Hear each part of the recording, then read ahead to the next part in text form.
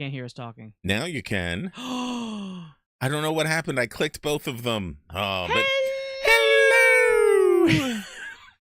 Anyway, well, maybe not so much of a professional. They didn't hear that the first time. That's why I didn't say it the second time. Because the other day when I was screening, doing Minecraft, the hot dish came by and my mics were muted. I'm like, oh. But this time I swear I hit the buttons. So I don't know what happened. Anyway, hi, I'm Adam of Geekheim, and that is Sci-Fi Christina. And we are here tonight to talk about spoilers with instant reaction to tonight's episode of Star Trek Discovery. Spoilers. So, wow. Yeah, lots of the stuff is going on. We're barreling headlong towards the climax of the season. Yes.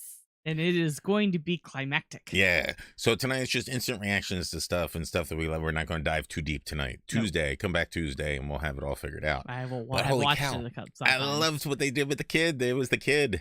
Yes. I even saw him on cover. I was like, that dude looks albino. And they were talking, and I still didn't even think that was the kid. I guess because we knew that he was an outcast and that this monastery would probably be a place for outcasts. So, like, you know, I'm sure albino Klingons aren't, you know, a dime a dozen. No. But yeah, they did a phenomenal job of not making us think that this kid was going to be old. And when I first saw him, I was like, oh, did they somehow give in to the Deep Space Nine people that wanted the albino from the Deep Space Nine Klingon storyline to be their son? I was like, no. But so that bypasses that, although he could be, because he could exit time at any time and be whatever age he wants to be. Aha. So yeah, so that was cool. Yeah. And poor Mr. Pike, Captain Pike to you. He didn't spend all his life and career sacrificing for other people, so I could call him Mr. I want more Anson Mount. I want so much Anson Mount. I want a tall glass of Anson. All right, I don't need that, but I want to see him as Captain Pike all the time. Like, can we do a Kickstarter and just start doing this ourselves? I would like him to do another podcast and it just be him being Captain. Well, he does do a podcast. That's why I said another podcast. Well, yeah. Did you ever listen to any of his podcast? No. No. Unless he's talking as Captain Pike. I guess I should. If I really want that tall glass, I should probably listen. I'm going to listen to the last two episodes, because guess who was the guest in the last two episodes? The Nico Martin Green. Oh. I don't know. Why would I care about her? Oh, she's not the star of that show. Doug Jones. Yeah. Doug Jones. Of course, I do love Nico Martin Green. She's doing a great job and all. Doug Jones is. She's doing a phenomenal job. Her ugh of disgust at Spock going on that mission with her is her ugh of disgust was our son's ugh of disgust. It sounded just like that. Yeah, it was a sibling ugh of disgust. Siblug. Siblug. But anyway, back to Anson Mount and his reaction to seeing his future. Yeah, that was good. I mean, was the face melty part of Pike, like his face was actively melting there? That was just like, you know, a cool effect for. Yeah, I think it was kind of like a right? nightmare thing. Like, I think that was his mind doing that. But man, did they do an excellent job of recreating his burnt self from the original. I mean, excellent. They did such a good job that because the original series, it was such a bad makeup job that they did a phenomenal job of remaking that bad makeup job, but then being good. Yeah. Like, because it just wasn't purple slapped on the side of his face. Obviously in the Next Generation, in the original series, he had whatever latexy stuff they were using for it, but it was so cheap. It was so, it was so new that it just looked like they had just put it all over his face and made it. Oh, he's just like all the other aliens on the show. Oh, but I mean, this was... Yeah, it was so good. He came down that thing and I'm like, oh. But I'm almost certain that they had to push Captain Pike around.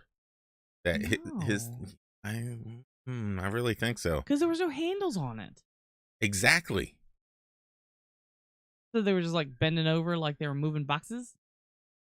No, they just pushed the back. I don't know. All right, well, I'll dive into that Tuesday. I'll have video for Tuesday. Check on that. But no, it was It was intense and it was awesome. Yeah. And his reaction to it was fantastic. And him having to Alexandra's here. Hi. Alexandra!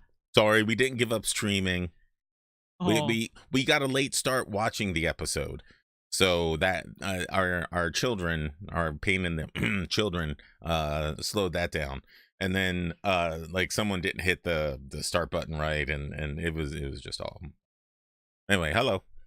Hey. Yeah. So his reaction, and we're talking about Pike's reaction to seeing his future, and it was great. It was great because it, it knocked him back so far as it would, and then he had to like verbally remind himself about what he had dedicated his life to, what his career meant to him, and the fact that by doing that, by making that sacrifice, he was not only being true to the Federation, but he was saving all of sentient life, which they have now said, I want to say at least half a dozen, or we're on our way to a dozen times. Yeah, all of sentient life.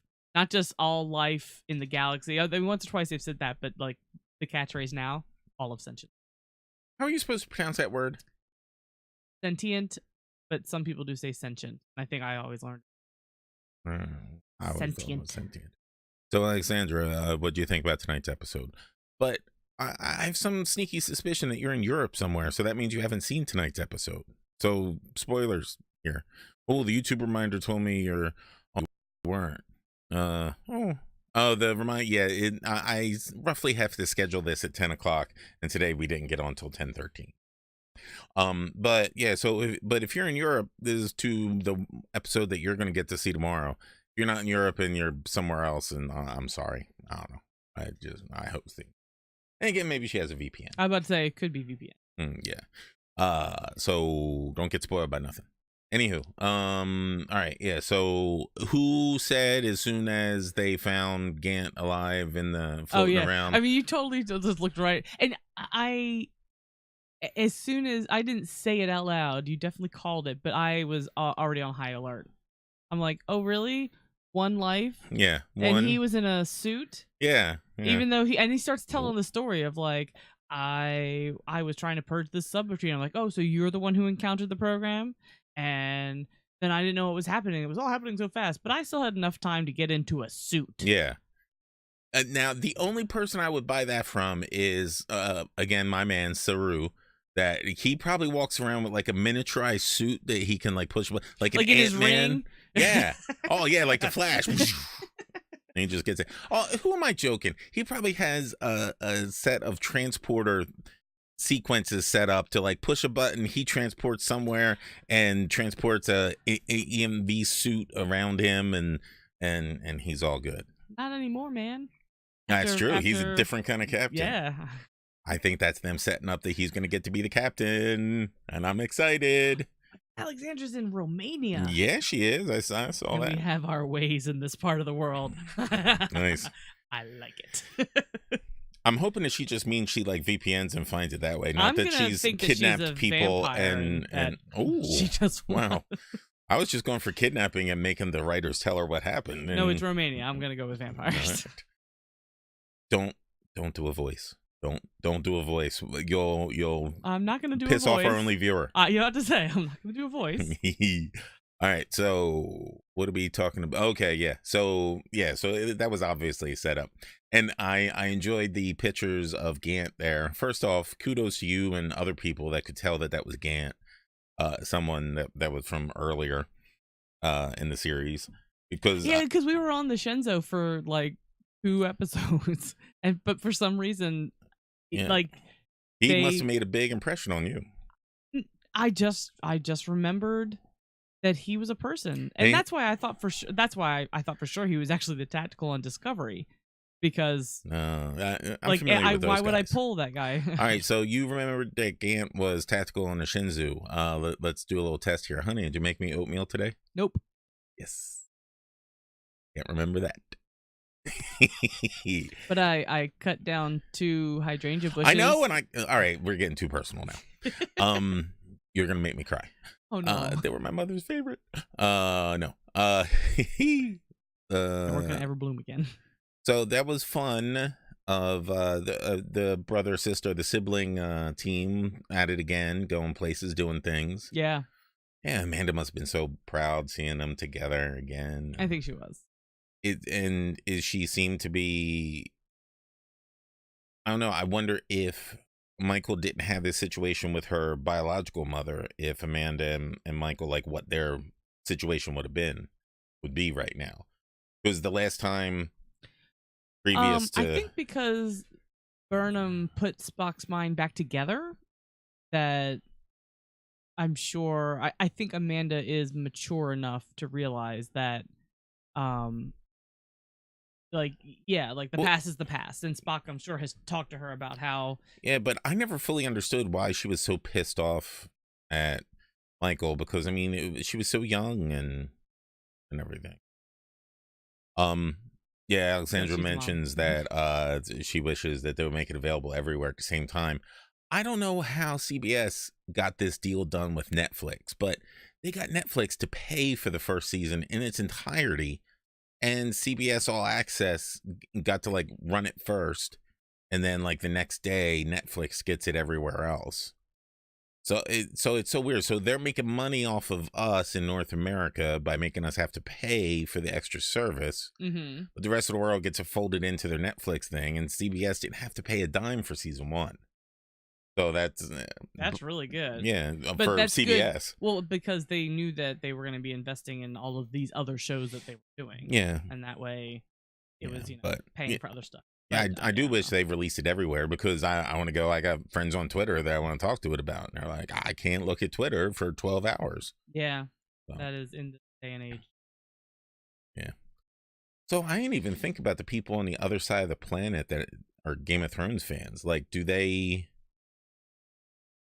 have to, like, at 11 o'clock on Monday morning be somewhere to be able to watch it? Like, do they have to take Monday during the day off for 2 hours? I mean, that's gotta suck. Yeah. Thank God I live in America. It's about to say, like, it is weird to think about it because we are so Western, especially American, Americocentric, and like we really do sometimes forget, I guess, our privilege about. I mean, it is just that, and yeah. All right, we're getting off topic. okay. Well, I don't know. That's an interesting topic. No, But well, we it are. is. Instant reactions. Yeah, Saru, yeah, backpedaling for a second there. Saru, different kind of captain. I really hope that that's them setting up for Captain Saru next season, because it makes total sense.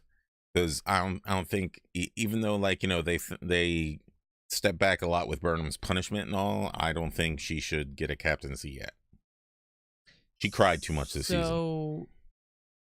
I'm only kidding. I'm going down theory zone. Theory zone. No, this is instant reactions. This isn't theory time. Well, right, okay, well, so no, I understand.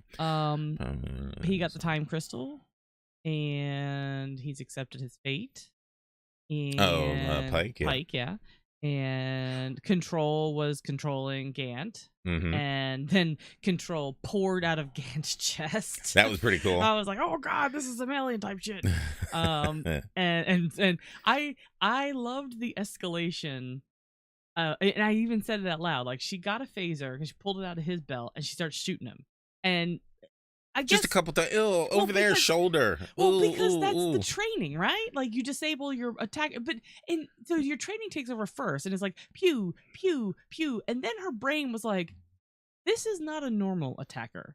So then she's like, pew, pew, pew, pew, pew, right through the front, and then he's got a big hole, and then the nanotechs build it back up, and she's like horrified, as you should be, because it's like. And then she comes across another one, and so now she's like, pew, pew, pew, pew, and she's just like, "Dear Lord!" And it's pouring out of his chest. Like, I loved her escalation because it was, I feel, perfectly logical. It looked like a first-person shooter to me. Like, she's like, "Oh, extra weaponry. Extra weapons," and now I will just keep shooting. So I appreciated that, because I always feel sometimes in scenes like that they don't apply logic, and I can understand why, because sometimes it's horrifying. But she did. Like, she stepped it up with, like, "Is this working? Oh, no. Okay, it's time to do this." But at the same time, she was also, emoting, like, "This is horrible. I am terrified." Yeah. Oh, Alexandra was asking about the albino baby reveal. She must have missed our first few minutes. We talked Yeah. about that at first because I thought that was great. That was fantastic. Because it's so rare that I'm totally caught off guard by something. And And the funny thing was, I was so caught off guard, my brain was trying to turn it into he being Vok's father. Oh, yeah, Like, my brain was literally like, oh, so he's Vok's father. Yeah, my brain skipped by that for a second, but then, and I want to know what that thing was that was on his head. It was like a Klingon tiara. He looked kind of like, Tiara? no, I thought it looked like a, excuse me. I thought it looked like my jowls are getting impressive here. Oh my Mitch good McConnell. Lord, will you stop? Oh, I'm gonna let you get to be Mitch McConnell. No, I can't. No, yeah, Mitch McConnell's back. Anyway, but yeah, that was pretty awesome. And I do want. He was Klingon Lobot. I was trying to say that, then you said jowls. I hate you so much sometimes. Yes, I knew that there was something. I was trying to say that, and then you're all playing with your jowls. I'm sorry, Alexandra. I need to go offline and kill him. Oh, no. Because I was literally like, I'm choking, and that interrupted me, and then you're over there going, oh, I wish I had a technical difficulties button over here because I'll push it now and let you kill me. Yes, I was trying to say it would look like a more ornamental Klingon Lobot. I was trying to get that phrase out, and you... Ornamental is too big. It looked like Minbari from B5. It did look like that. Laurel, I couldn't think of Laurel's name. She looked more blue this time than gray. And why was she gray? Like, I've never seen gray Klingons before. But she's definitely gray. She's not like... She's not brownish. Yeah, no. But I mean, maybe Klingons have diversity. Yeah, but I was just surprised because I've never seen that before. At least they got hair now, right? Pardon me, I need a drink. Wow, you are all full of the weird today. Hey, come on. This is my thing. So yes. I did. I liked. Couldn't keep it together everything. to let me get a drink. No, apparently not. Oh God, now she's yawning. All right. Running out of time. No, everything on Boreth was, I think, pretty awesome. Like I feel, although I love the thought that the Klingons have time crystals. They have time crystals, and they somehow had the ability in their past to not use them. Something must have really. Yeah. Like, that must be so cray-cray. Maybe that's going to be their explanation for the ridges and not ridges and everything. Time crystals, man. Yo. Is it just me the dialogue felt a bit stagey tonight? I'm not one of those people who bitch about the writing, but... Yes. I like Pike's dialogue. Stagey in, like... You felt it was a little too monologue-y sometimes, or... The way the Klingons talk, they definitely have a different, not just cadence, but a more formal way of talking. Laurel, so I can whenever see that. They're speaking English, it has always been very like that. And Laurel was one of the only ones who knew English because she... Or common. She... This isn't D&D. Sorry. Because she was part of the spy class. And so, well, but she didn't know it. The thing is that the universal translator is still there doing all the work. They just do this so we can see it. No, I thought she knew English. Really? Yeah. I felt like we were told at some point, either during Lorca's interrogation or Admiral Caldwell, but I think Lorca's, like, she made the comment about actually knowing English. She said, yeah, like a stage performance. Yeah. So I can definitely see that with that, but I don't know what was there a particular scene or just in general you had that feel, or maybe could it be the Klingon influence that was in there? Because definitely didn't get it during Counselor Troy. I mean Tig Notaro's scene today, Jet Reno. Yeah, I would say the Klingons always feel a little stagey, but that was like the whole first season when the Klingons here just. Here today, the Klingons always felt like that. Like, and I feel like that's like their race is just very dramatic. I think I would love to see Klingon opera one time because, like, I would imagine if you could imagine a race that's already dramatic, and then putting on dramas. Yeah, like, that'd be cool. That would be intense. Well, So They like that did have the original Shakespeare stuff, right? that So. may have, and since we haven't seen a lot of Klingons this season, like last season there were Klingons all the time, it does feel different, and it felt the one episode we had with them before felt totally different from the rest of the season because of that, and I think it's the way they talk in it. Yeah, she was talking about theater versus screen type, and I still feel that falls into that a little bit. But then she mentioned between Michael Burnham and Spock, and they always have to me, they feel like they have a formal discussion way between themselves. It's like, all right, I'm going to state logic part A, and you're going to come back with counter argument B, and now I insert insult, but also logical statement C, and like they have a very procedural way of discussing things with each other. Yeah. I can see that. I will definitely go back when we go back and rewatch before we do. Because remember, these are instant reactions. Before we do our show on Tuesday night, I will watch with that level of critical eye, because what was happening was so awesome. Like, we definitely turned to each other a couple of times during the show. We were like, "What? That was awesome!" Yeah. And then, like as soon as Gant came on board, we were like, and he was like, "He's a bad guy. Yeah, he's control." And it's like, he's either a bad guy or he's going to die really horribly. And Section 31 uniforms are the new red shirts. Yes. So yeah, I will check that out when I rewatch. Other than that, I feel terrible for Stamets.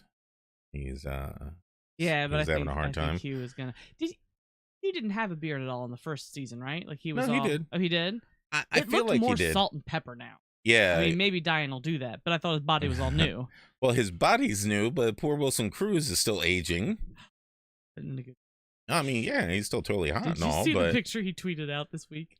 Did he tweet out that picture of him bare-chested and all those muscles everywhere? And hashtag no shame. Yeah. And I was like, no, you do not. Man, it was. I mean, it looked like rolling hills there. If you laid that picture down, his abs and everything, all those muscles and shit. So much it was highlighting. But yeah, he looks even older since the episode when he came back. Like, yeah, and I know that the facial hair does a lot of that, but still, there were still other parts. It looked more salt and pepper this time than I feel like I had noticed before. But word. I love those white medical uniforms. Yeah, they're cool. All right. Yes, I kind of like the Tig Notaro just getting in there and being like, look, you need to stop this. Mm-hmm. And so I did like when she was like, I thought we were past this, but I think she kind of meant that, like, they were gonna. I think she knew that they were gonna like circle back around, hopefully, and she was confused that hadn't happened yet. Like, she was like, hasn't it been weeks? Like, by now, I thought you guys would have like been like, oh yeah, this is stupid, and we're gonna get back together. So that was kind of cool. I did kind of like her a little. Alexandra says maybe she's just grumpy tonight. I hope not. Nah. Hopefully we'll cheer her up. Or silliness and wackiness. Cool. Sorry. I have grumpies. Huh? I have grumpies. No. Help me. No. Yeah. So, all right. Yeah, definitely Stamets with that. I did not like that scene with Linus and them playing whatever game that was because it made me feel dumb. I heard all the words they were saying, but I couldn't. Put it all together into a game. They even defined the word for you. Yeah, but no, it was too big of a word, and they were saying stuff and all. And now I realize that with this show, it's odd because just about all the other shows we have closed captioning on, but I enjoy watching what's happening and not being stuck with the reading thing. And I realize too much I'm reliant on the reading to make out all the stuff at the volume that we have to watch the show at, so as not to wake up all our kids. Hey, we're always fun, she says. I like the way you say all our kids, like there's more than 2 in this house. But both our kids. To me, a couple is just more than 1 and less than like 10. No. And to her, it's exactly 2. It's exactly 2. It is a couple. We need to do a poll, I think. All right, we can do a poll. Yeah. Oh, no. That's a good sound. It was a vocal fry. All right, we need to talk about next week's preview. Yeah, I was hoping we got everything in this episode done because the next week's preview is. Because next week's preview looked crazy. I really hope you got to see the preview in with your methods, because boy, a lot of stuff. The Enterprise shooting photon torpedoes. It's like, yes, this is what it is.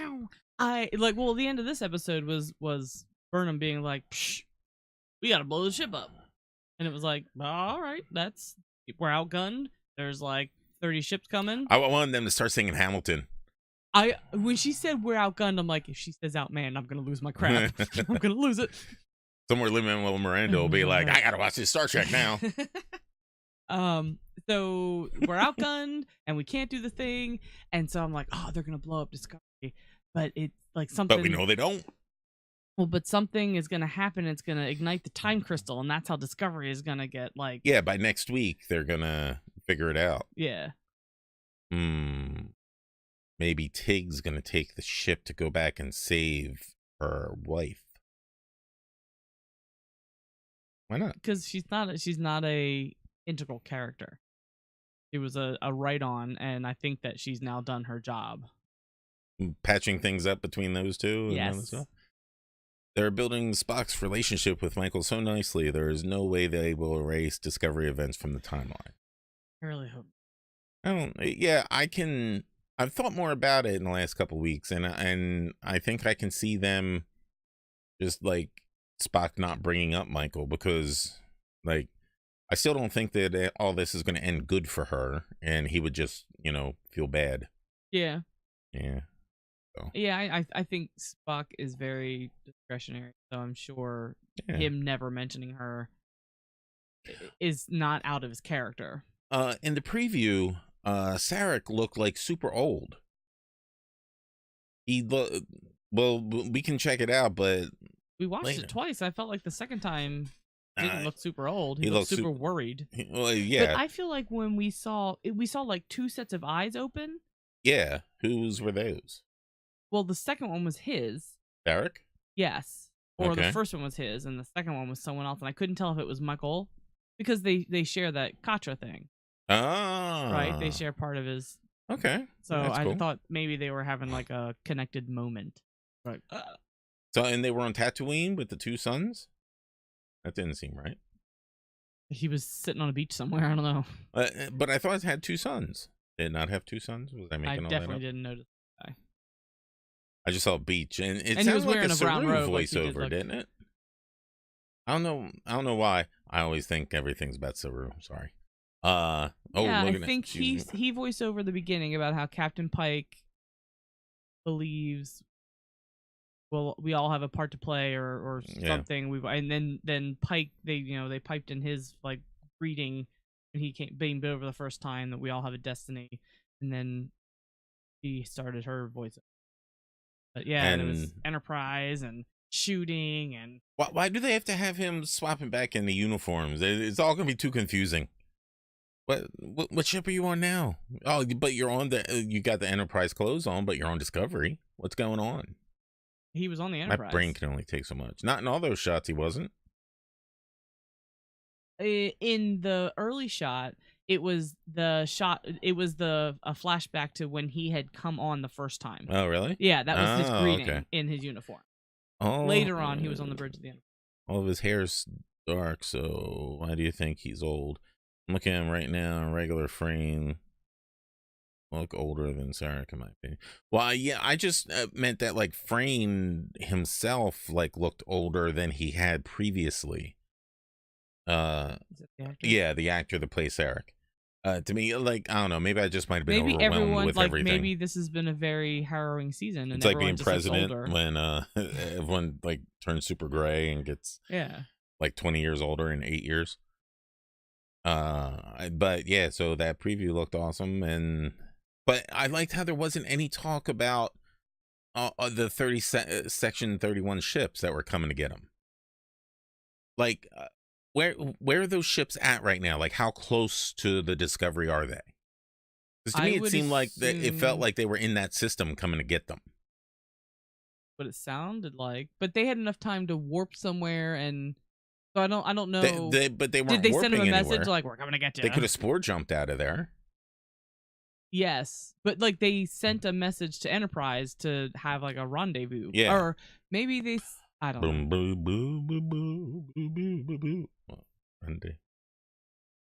No.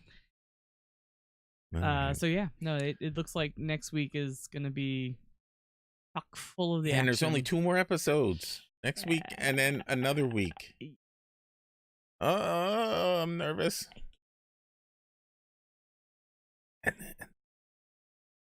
And Agents of Shield. Deadwood. Deadwood movie. Yeah, Deadwood movie. All right. So much content. Yeah. Okay. Oh, we went a little bit over 30 minutes, but the first 4 minutes of that, no one could hear anything because I didn't hit the mic right. They were Outside Federation. Oh, heading to they were heading to outside Federation space. They hadn't gone there. Well, that's where the Section 31 ship was going. Was heading, yeah. But Discovery was still at Borath.